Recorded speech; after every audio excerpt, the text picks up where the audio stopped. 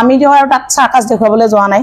হৰিনাম পৰিবেশন কৰিবলৈ যাওঁতে মই কেনে ধৰণে নামভাগ পৰিবেশন কৰিম সেইটো ভাল লক্ষণ আমাৰ নৱপ্ৰজন্মই আমিও নৱপ্ৰজন্ম কিন্তু আমাতকে তলৰ চামেও যে মাইনাজনীৰ লগত দেখিছো তাইক কিবা অকমান গাব দিয়ক নমস্কাৰ মই দীপ আমাৰ ইউটিউব চেনেল দীপ অফিচিয়েল ব্লগলৈ আপোনালোকক স্বাগতম জনাইছোঁ এয়া আমাৰ মাজত আছে অসমৰ ইমূৰৰ পৰা সিমূৰলৈ হৰিনামৰ খলকনি সৃষ্টি কৰি অহা আৰু বিভিন্ন ধৰণৰ বঁটাপ্ৰাপ্ত যেনে দৰঙী কলা কৃষ্টি শিল্পী সাধক বঁটা আৰু দৰং ওদালগুৰি ভিত্তিত নাগা নামৰ প্ৰতিযোগিতাত প্ৰথম স্থান লাভ কৰা আমাৰ দুলুমণি বাইদেউ হয় নমস্কাৰ সম্পূৰ্ণ পৰিচয়টো আমাৰ দৰ্শকক অলপমান দাঙি ধৰকচোন বাৰু নমস্কাৰ মোৰ নাম হৈছে দুলুমণি নাথ ঘৰ দৰং জিলা চিপাঝাৰ দক্ষিণ চুবুৰী থানা চিপাঝাৰ ডাকঘৰ চিপাঝাৰ পিন নম্বৰ 784145 আপুনি এই নাগাৰা নামৰ লগত জড়িত কেতিয়া পৰা হলা অলপমান কৈ দিয়কচোন আমাৰ দৰ্শকক নাগাৰা নামৰ লগত জড়িত মই 2020 চনৰ পৰা ভালদৰে জড়িত হৈছো তাৰ আগৰ পৰা মই বেলেগ এটা দলৰ লগত কম বেছি পৰিমাণে মই জড়িত আছিলোঁ কেতিয়াবা মই তেখেতৰ লগত নামত গৈছিলোঁ আৰু নাগা নামৰ পৰিৱেশটো মই ঘৰৰ পৰাই পাইছোঁ একদম সৰুকালিৰ পৰাই পাইছোঁ মোৰ ঘৰত মানে সেই পৰিৱেশটো মই পাই আহিছোঁ নাগা নামৰ দল এটা আছিলে আমাৰ গাঁৱতে আৰু সেই দলটোত মোৰ দেউতা আছিলে দলপতি গতিকে পৰিৱেশটো মই সৰুৰ পৰা পাইছোঁ সেই দেখি মানে নাগা নামৰ প্ৰতি মই আকৃষ্ট হৈছিলোঁ আৰু তাৰপিছত 2020 চনৰ পৰা মই নিজাববীয়াকৈ দলটো আৰম্ভণি কৰিছোঁ ঠিক আছে বাৰু আপোনাৰ নাগাৰা নামৰ আপুনি গুৰু কোন আপোনাৰ হয় গুৰুৰ কথা ক'ব লাগিলে মই দুইজনা গুৰুৰ কথা ক'ব লাগিব মোৰ আদি গুৰু হৈছে অসমৰ সকলোৰে পৰিচিত জনপ্ৰিয় নাগাৰা নামৰ পাঠক শ্ৰদ্ধাৰ কুসুম দেৱী বাইদেউ আৰু তাৰপিছতে বৰ্তমান গুৰু হৈছে জনপ্ৰিয় নাগাৰা নামৰ পাঠক শ্ৰদ্ধাৰ সুভাষ চন্দ্ৰ নাথদেৱ এই দুইজনা গুৰুৰ আশীৰ্বাদ লৈ মই নাগাৰা নামৰ জগতখনত আগবাঢ়ি যাবলৈ চেষ্টা কৰিছোঁ আপোনাৰ নাগাৰা নামৰ দলটিৰ নামটো কি নাগাৰা নামৰ দলটোৰ নাম হৈছে দক্ষিণ চুবুৰী শিৱপ্ৰিয়া মহিলা নাগাৰা নামৰ দল আপোনাৰ নাগাৰা নামৰ দলটিৰ বিষয়ে আমাৰ ভিএজক কেনেধৰণৰ কি ক'ব বিচাৰে নাগাৰা নামৰ দলটিৰ বিষয়ে এতিয়া নাগাৰা নামৰ দল এটি পৰিচালনা কৰাটো খুবেই জটিল বৰ্তমান সময়ত কিন্তু দল এটা যদি ভালদৰে পৰিচালিত কৰিব পৰা যায় এটা নামৰ দলত থকা যিখিনি সদস্য আমাৰ সেই সদস্যখিনি মোৰ দলটোৰ এতিয়া মোৰ আটাইখিনি সদস্য মোৰ পৰিয়ালৰ নিচিনা মোৰ প্ৰতিটো বিপদে আপদে তেখেতসকলে মোৰ ওচৰত থিয় দিয়ে বা মই সহায় সহযোগ মোক কৰে যিকোনো পৰিস্থিতিত তেওঁলোক মোৰ লগত থাকে নামৰ পালিবিলাক এনেকুৱা নহয় যে আমাক আজিকালিতো সকলোবিলাক মানে নিজাববীয়াই দল হৈছে সকলোবোৰ পালিকে এটা পাৰিশ্ৰমিক দিয়া হয় কিন্তু আমাৰ দলৰ ক্ষেত্ৰত মোৰ দলৰ যিখিনি সদস্য আছে নাগৰুকে ভিতৰ কৰি মানে মোৰ এটা ঘৰৰ পৰিয়ালৰ নিচিনা মানে মোক কোনো বিপদত নপৰাকে প্ৰতিটো মুহূৰ্তত মোৰ লগত থাকে আৰু এটা দল নাগাৰা নামৰ দল এটা যদি ভালদৰে চলে তেনেহ'লে এখন ঘৰ চলিব পাৰে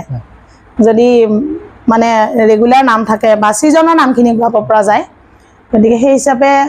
দল এটা চলাব পাৰিলে বা ভালদৰে চলি থাকিলে দলটোৰ পৰা নাগাৰা নামৰ পালিখিনিও যথেষ্ট উপকৃত হয় আৰু আমাৰ পাঠকখিনিৰো বিভিন্ন দিশৰ পৰা আমি অলপ আৰ্থিকভাৱেও মানে টনকিয়াল হ'ব পাৰোঁ আপুনি যিহেতু নতুনকৈ এটা নাম লিখিছে আৰু তাৰ এটা দিহাৰ কলি এটা আপুনি অলপমান গাই দিয়ক ৰাইজক হয় মই পদ্মা পুৰাণৰ পৰা নামে ভাগেবাৰ হেৰি গাবলৈ চেষ্টা কৰিছোঁ মানে নিজে লিখিছোঁ যদিও কিন্তু তাত বহুকেইজন মানুহৰ হাত আছে মানে বিভিন্নজনৰ পৰা মই দিহা পৰামৰ্শ লৈছোঁ আৰু অনুষ্ঠানত মই পৰিৱেশন কৰিছোঁ সকলোৱে আদৰি লৈছে তাৰ এটা মোৰ ভাল লগা দিহা মই গাবলৈ চেষ্টা কৰিম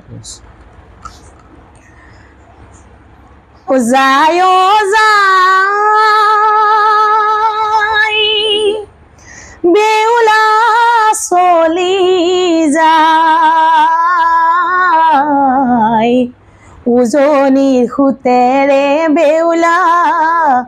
দেৱৰ ভৱনে চলি যায় উজনিৰ সুতেৰে বেউলা দেৱৰ ভৱনে চলি যায় কান্দি কান্দি যায় বেউলা ভাগ্য কধিয়াই দিন ৰাতি ৰ'দ বৰষুণ একো চিন নাই যায় যায় বেউলা চলি যায় যায় উজনিৰ সুতেৰে বেউলা দেৱৰ ভুৱনে চলি যায় উজনিৰ সুতেৰে বেউলা দেৱৰ ভুৱনে চলি যায় নাগাৰা নামত দল এটি চলাবৰ কাৰণে অকল পালি হ'লেই নহয় বিভিন্ন ধৰণৰ সা সঁজুলিৰ প্ৰয়োজন তেনে ক্ষেত্ৰত কি ধৰণৰ সা সঁজুলি লাগে তাকে অলপ কৈ দিয়কচোন বাৰু আপুনি হয় নাগাৰা নামৰ দলটোত সা সঁজুলি বুলি ক'লে সকলোৱে জানে প্ৰথমতে নাগাৰা দুটা লাগিব ডাঙৰ নাগাৰা যিটো দুটা লাগিব তাৰপিছত কুৰুলি বা দুগি বুলি কয় সেই 4-5টা থাকে তেনেকৈ আৰু ডাঙৰ যিকেইযোৰ আমাৰ বৰতাল হয় সেই তাল কমতে 5যোৰ আৰু 5যোৰৰ পৰা ইফালে 9যোৰলৈকে থাকে আৰু জুৰি থাকিব দুযোৰ কিছুমানে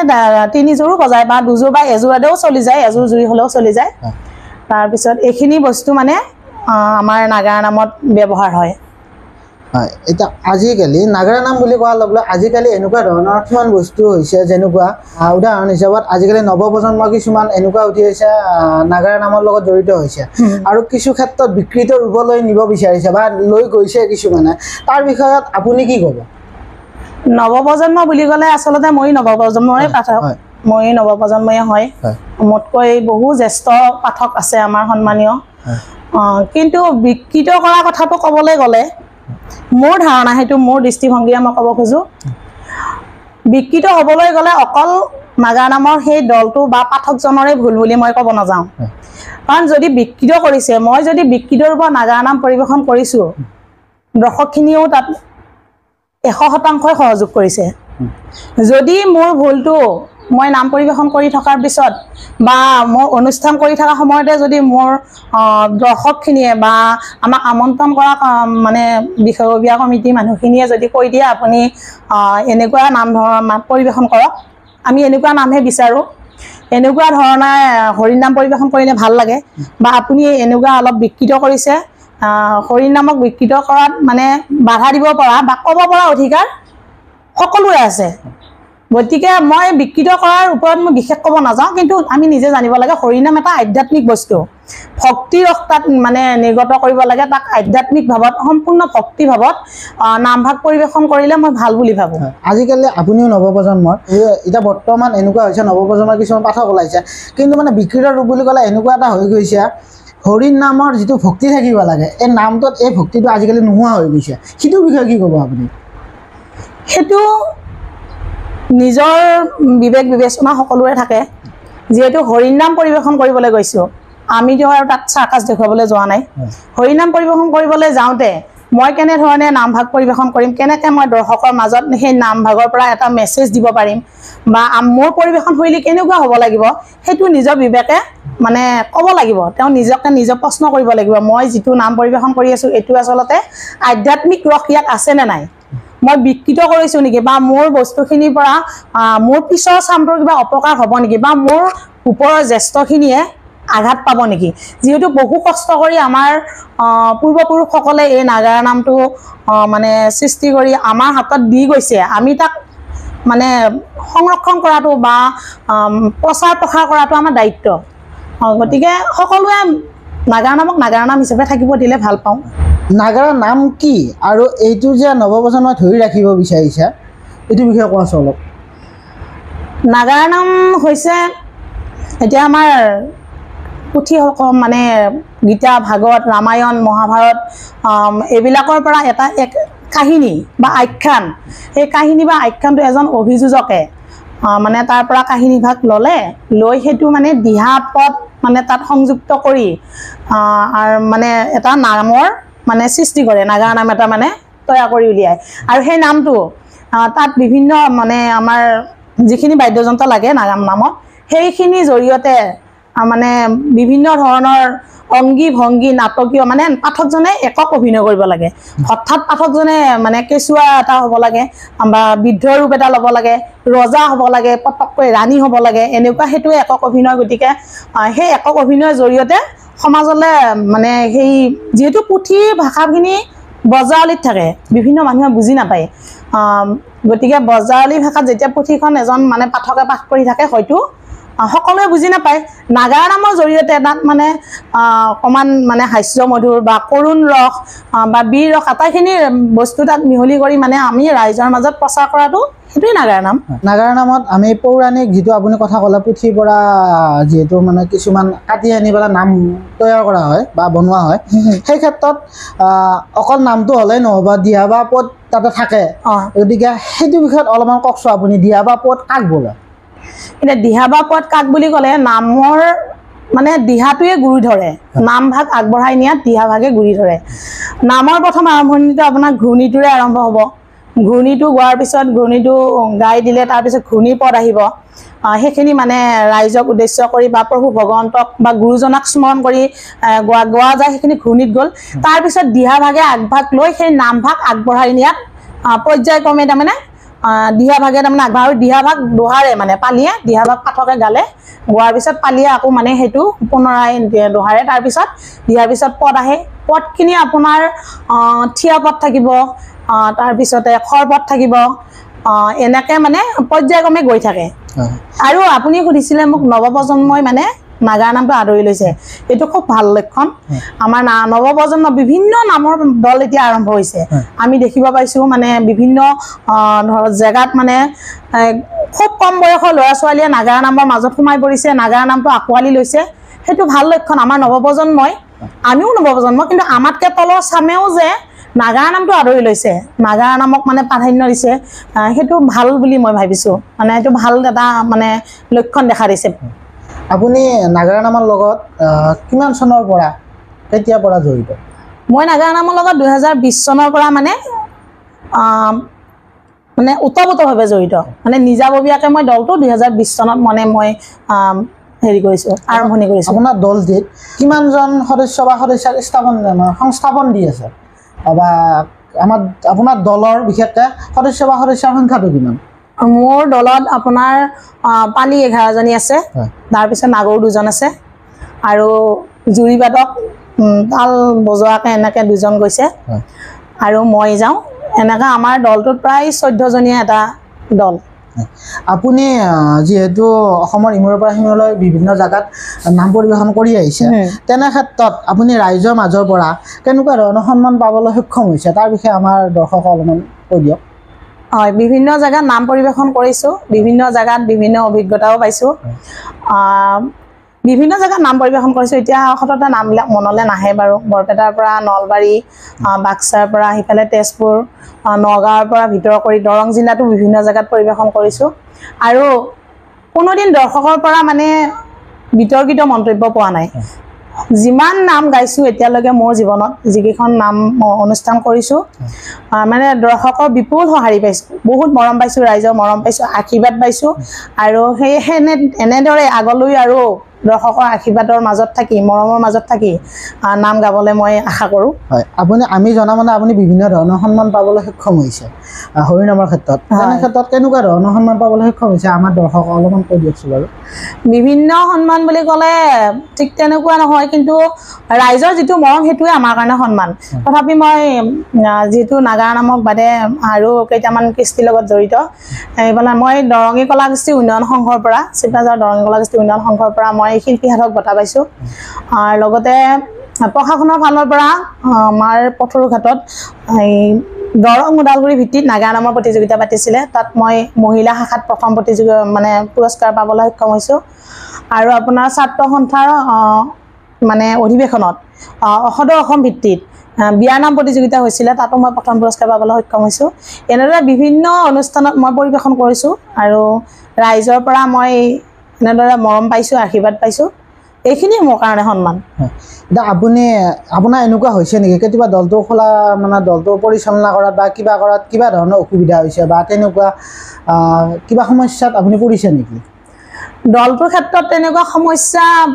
মই এতিয়ালৈকে পৰা নাই, কিন্তু সুবিধা থাকিবই। এটা 14 জনীয়া দল এটা যেতিয়া মানে একগোট হৈ থাকিব লগা হয়, গতিকে তাত অকণমান মানে অসুবিধা থাকিব, সুবিধাও থাকিব। সেই অসুবিধা আৰু সুবিধাৰ মাজতে মিলা মিলি বা বুজাবুজি হৈ আমি এনেকৈ দলটো এটা পৰিয়ালৰ দৰে চলি আছোঁ। আপুনি হৰিনামৰ পাঠক হিচাপে আপুনি যিখিনি ক'লে বাৰু সেইখিনি ৰাইজে গম পালে হয়। তাৰ বাহিৰেও আপোনাৰ ব্যক্তিগত আপোনাৰ পৰিচয়টো হয় মোৰ জন্ম হৈছে দৰং জিলাৰ বৰঙাবাৰী গাঁৱত বৰঙাবাৰী গাঁৱৰ পৰা চমাৰপাৰা পঞ্চায়তৰ বৰঙাবাৰী গাঁও হয় তাৰপিছত মোৰ দেউতাৰ নাম হৈছে শ্ৰী শৰৎচন্দ্ৰ নাথ মাৰ নাম হৈছে শ্ৰী পূৰ্ণিমা নাথ আৰু মই বিবাহসূত্ৰে বৰ্তমান মই চিপাঝাৰ দক্ষিণ চুবুৰী গাঁৱৰ বোৱাৰী মোৰ স্বামীৰ নাম হৈছে শ্ৰী দীপাংকৰ নাথ আৰু মোৰ শহুৰ দেউতাৰ নাম হৈছে শ্ৰী চন্দ্ৰকান্ত নাথ আৰু মোৰ বৰ্তমান একমাত্ৰ ছোৱালী ভাগ্যশ্ৰী নাথ তাইও মোৰ লগত নামৰ অনুষ্ঠানত যায় মাজে মাজে জানো বুলি কৈছে তাৰ বিষয়ে অলপ কৈ দিয়ক ৰাইজক কি নাম মানে নামো গাই বুলি শুনিব পাইছো মানে তাইক মই নাম গাবৰ কাৰণে মই শিকোৱা নাছিলো মানে কি হ'ল তাই পৰিৱেশটো পাই থাকে ঘৰত মই ৰিহাৰ্চেল কৰিলে পাই বা কেতিয়াবা মই নামত লৈ যাওঁ তাইক যেতিয়া স্কুল বন্ধ থাকে মানে পিছদিনা স্কুল বন্ধ থাকিলে তেতিয়া মই লৈ যাওঁ বা দিনৰ ভাগত অনুষ্ঠান থাকিলে লৈ যাওঁ তেনেকৈ তাই মানে বস্তুটো দেখি দেখি মোৰ লগত নামত বহে নাম ধৰে মানে নিজে মানে আকৃষ্ট হৈছে সেইটো ফালে তাই নিজে ঢাল খাইছে আৰু মই ভাবিছোঁ পঢ়াৰ বাদেও পঢ়াটোতো লাগিবই আজিকালি দিনত পঢ়িব লাগিবই তাৰ যিহেতু শিক্ষাটোৱে হৈছে প্ৰধান কিন্তু শিক্ষাখিনি বাদ কৰিও আৰু কিছুমান আনুষংগিক বস্তু আমাক লাগে গতিকে এইটো আমাৰ এটা মানে লোককৃষ্টি আৰু মই যিহেতু নাগা নামৰ লগত জড়িত আৰু গতিকে তাই নিজে ইচ্ছা প্ৰকাশ কৰাৰ বাবে তাই মানে এই নাম কেতিয়াবা মই অনুষ্ঠানত লৈ গ'লে যেতিয়া ৰাইজে আপত্তি কৰে যে বাইদেউ আপোনাৰ মাইনাজনীৰ লগত দেখিছোঁ তাইক কিবা অকণমান গাব দিয়ক তেতিয়া মানে তাই গায় এতিয়া নাম এটা গাব পৰা হৈছে আৰু অলপতে মই বাল্য বিবাহৰ পৰিণতি বুলি এখন অডিঅ' ভিডিঅ' শ্ৰব্য সংকলন এটা কৰিছোঁ তাত মানে তাই নিজে গাইছে কণ্ঠদান কৰিছে আৰু তাই তাত অভিনয় কৰিছে মানে সেই মানে কাহিনীটো আছিলে মানে আমাৰ মানে বৰ্তমান ঘটি থকা মানে বাল্য বিবাহৰ মানে ৰোধ কৰাৰ এটা মানে আমাৰ মানে চেষ্টা তাত মানে মই এটা নিজাববীয়াকৈ এটা কাল্পনিক কাহিনী লিখিছিলোঁ লিখি তাত মই মানে দিহাপদ মানে সংযুক্ত কৰি মানে নাগা নামৰ আধাৰত মই সেইটো অডিঅ' আৰু ভিডিঅ' কৰিছিলোঁ তাত তাই গাইছে আৰু তাৰ মেইন চৰিত্ৰটোতে তাই অভিনয় কৰিছে সদশেষত আপুনি আমাক আপোনাৰ এই বহুমূলীয়া সময়খিনি দি আপোনাৰ সাক্ষাৎকাৰ ল'বৰ বাবে যিটো আপুনি সন্মান যোগালে তাৰ কাৰণে অলেখ অলেখ ধন্যবাদ আপোনাক ধন্যবাদ আপুনিও ইমান দূৰৰ পৰা আহি আমাক এই আপোনাৰ চেনেলৰ জৰিয়তে ৰাইজৰ মাজত চিনাকি কৰি দিবলৈ যি প্ৰয়াস কৰিছে তাৰ বাবে আপোনাক মই ধন্যবাদ জনাইছোঁ সেৱা ধৰিছোঁ সদশেষত দ্বীপ অফিচিয়েল ব্লগত আপুনি কি ক'ব অলপ কৈ দিয়ক সদশেষত মই আপোনাৰ চেনেলটোৰ জৰিয়তে সমূহ অসমবাসী ৰাইজক জনাব খুজিছোঁ আপোনালোকে এই চেনেলটো আগবাঢ়ি যোৱাত সহায় কৰক মৰম দিয়ক আৰু এনেদৰে আপুনিও যাতে আমাৰ দৰে সাধাৰণ শিল্পীসকলক ৰাইজৰ মাজত চিনাকি কৰি দিব পাৰে এখন প্লেটফৰ্ম দিব পাৰে তাৰ বাবে মই আশা কৰিছোঁ আৰু শেষত আপোনাৰ সুস্বাস্থ্য আৰু দীৰ্ঘায়ু কামনা কৰিছোঁ ধন্যবাদ